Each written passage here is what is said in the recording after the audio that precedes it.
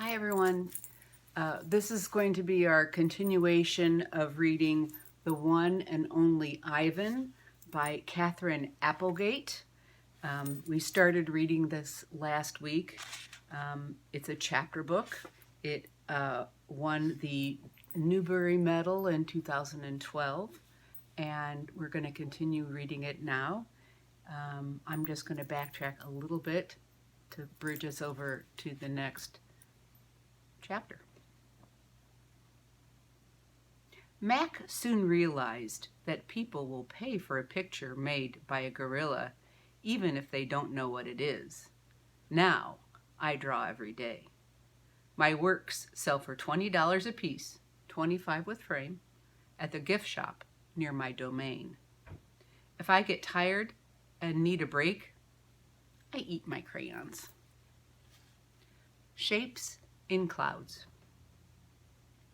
I think I've always been an artist. Even as a baby, still clinging to my mother, I had an artist's eye. I saw shapes in the clouds and sculptures in the tumbled stones at the bottom of a stream. I grabbed at colors, the crimson flower just out of reach, the ebony bird streaking past.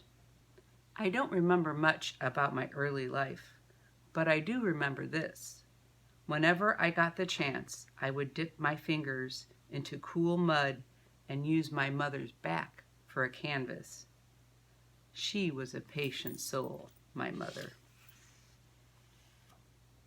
Imagination. Someday, I hope I can draw the way Julia draws, imagining worlds that don't yet exist.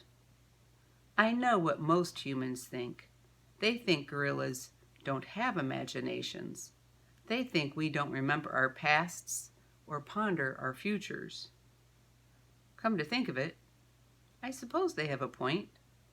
Mostly, I think about what is, not what could be. I've learned not to get my hopes up. The loneliest gorilla in the world. When the Big Top Mall was first built, it smelled of new paint and fresh hay, and humans came to visit from morning till night.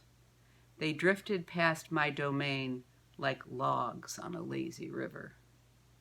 Lately, a day might go by without a single visitor. Max says he's worried. He says I'm not cute anymore. He says, "Ivan, you've lost your magic, old guy. You used to be a hit." It's true that some of my visitors don't linger the way they used to. They stare through the glass, they cluck their tongues, and they frown while I watch my TV. He looks lonely, they say. Not long ago, a little boy stood before my glass, tears streaming down his smooth red cheeks. He must be the loneliest gorilla in the world, he said, clutching his mother's hands. At times like that, I wish humans could understand me the way I can understand them. It's not so bad, I wanted to tell the little boy. With enough time, you get used to almost anything. TV. My visitors are often surprised when they see the TV Mac put in my domain. They seem to find it odd, the sight of a gorilla staring at tiny humans in a box. Sometimes I wonder, though, isn't it the way they stare at me, sitting in my tiny box, just as strange? My TV is old. It doesn't always work. And sometimes days will go by before anyone remembers to turn it on. I'll watch anything, but I'm particularly fond of cartoons and their bright jungle colors. I especially enjoy it when someone slips on a banana peel. Bob, my dog friend, loves TV almost as much as I do. He prefers to watch professional bowling and cat food commercials. Bob and I have seen many romance movies too. In a romance, there is much hugging and sometimes face-licking. I have yet to see a single romance starring a gorilla. We also enjoy old Western movies. In a Western, someone always says, "This town ain't big enough for the both of us, Sheriff."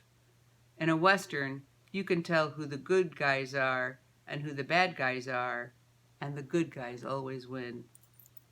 Bob says Westerns are nothing like real life. The Nature Show. I have been in my domain for 9,855 days, alone. For a while, when I was young and foolish, I thought I was the last gorilla on Earth. I tried not to dwell on it. Still, it's hard to stay upbeat when you think there are no more of you.